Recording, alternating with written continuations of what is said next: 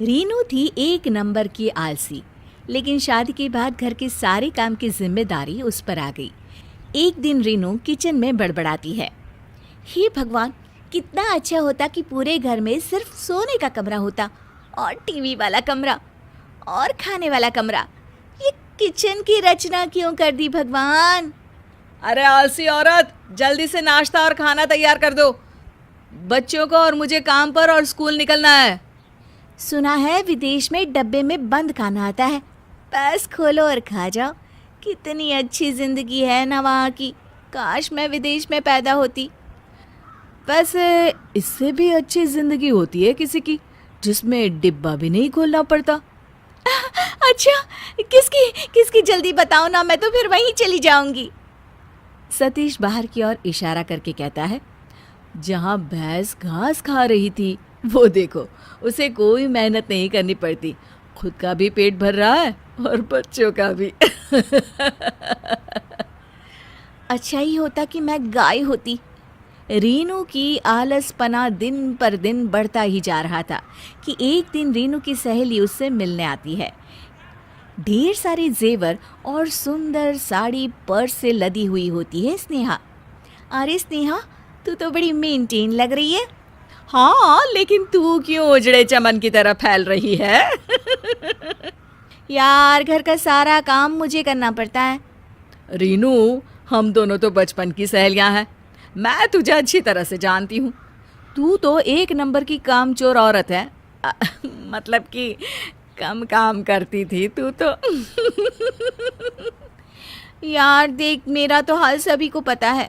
मुझे तो एक गिलास पानी भी खुद लेकर पीना अच्छा नहीं लगता। अच्छा होता अगर मेरी शादी ही नहीं हुई होती।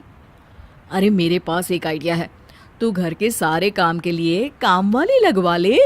खाना बनाना, बर्तन धोना और सारे काम वही करेगी और तू करेगी आराम। हाँ यार, बात तो सही है। अब स्नेहा के आइडिया से रीनू ने घर में काम वाली लगवा ली। एक दिन, मैडम पगार दो। पगार? अरे 1 महीने बाद आना। हो गया ना मैडम 1 महीना, अब क्या अगले साल आऊँ क्या?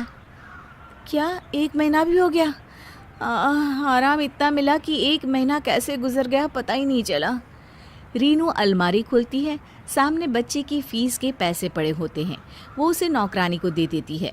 अब फिर रीनू के दिन अच्छे से कटने लगते हैं कि तभी एक दिन चिंटू कहता है, माँ, आज मेरे स्कूल में इतनी बेइज्जती हुई। ओ बेबी वेट, रानी जरा बाबा को जूस देना और मुझे कॉफ़ी। बस करो मम्मी, दिन भर दिखावा करती रहती हो।